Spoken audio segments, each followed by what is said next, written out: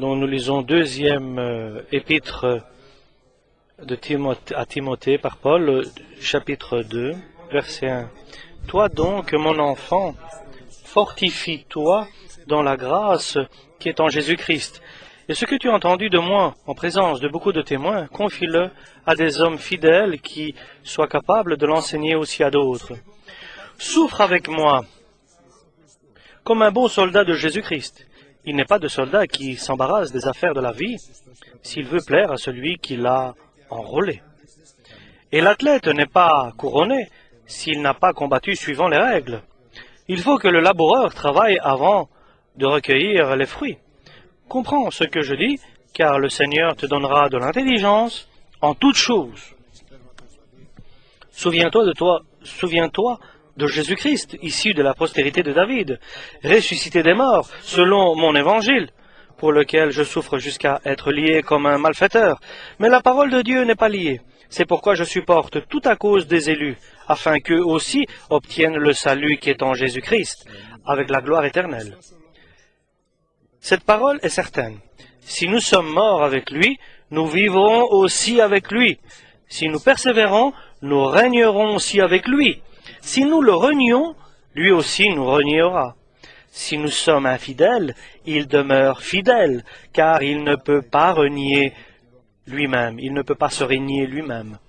Rappelle ces choses en conjurant devant le Seigneur, qu'on évite les disputes des mots qui ne servent qu'à la ruine de ceux qui écoutent. Efforce-toi de te présenter devant Dieu comme un homme éprouvé, un ouvrier qui n'a pas à rougir, qui dispense droitement la parole de la vérité. Évite les discours vains et profanes. Donc ici, Paul envoie une lettre à Timothée. Et Dieu nous donne ces paroles à nous, par cette parole. Toi, mon enfant, fortifie-toi dans la grâce qui est en Jésus-Christ. La force aux faibles est seulement par la grâce de Dieu. Et la suite est lorsque tu vas prendre de la force par la grâce de Dieu, alors lorsque tu auras acquis cette force, la parole de Dieu, annonce-la, prêche-la à ta famille, à ton travail, à ton entourage, à l'église, enseigne. Mais tu dois savoir, c'est un combat pour toi. C'est pour cela que tu dois être un bon guerrier, un bon combattant. Oui, tu auras des obstacles, mais personne ne pourra se tenir devant toi. Oui, tu auras un combat, mais tu auras des victoires. Mais sois un bon soldat. Et apprends que personne n'est couronné s'il ne fait pas les choses avec les règles, suivant les règles. Donc, imite le Seigneur Jésus-Christ, comment il a souffert et comment moi je souffre pour son évangile. Donc, la souffrance est celle que Dieu nous appelle à vivre. Ce n'est pas une vie de paisible, mais c'est une vie de souffrance. Et il nous le dit, pas pour que nous pensions pas que la vie du chrétien marchant dans le chemin de bénédiction sera un passage de fleurs.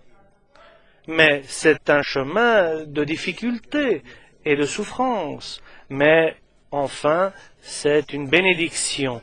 Oui, il y a des efforts, des souffrances, des difficultés à traverser, et souvent nous serons injuriés, et tout ce que Dieu permettra. Mais après, c'est la victoire que Dieu accomplit, et qu'il fait toujours que nous puissions être vainqueurs par Jésus-Christ. Donc, rappelle ces choses-là, ne dis pas d'autre chose. C'est ces paroles-là que tu dois rappeler à tous devant le Seigneur. Toi, initie-toi, enseigne-toi pour que tu sois prêt à te présenter devant Dieu un travailleur modèle. Donc, chers frères et sœurs, au début, il y avait la parole, et la parole était près de Dieu, et Dieu était la parole.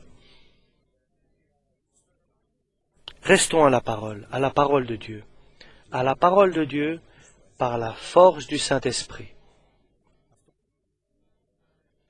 Nous devons annoncer et penser cela. Nous devons prêcher cela. Nous devons suivre cela et accomplir cela et glorifier cela.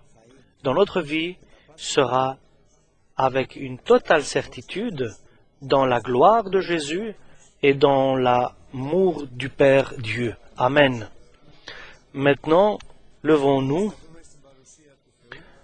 Nous allons nous tenir devant Dieu en agissant avec crainte notre foi, en travaillant notre foi et avec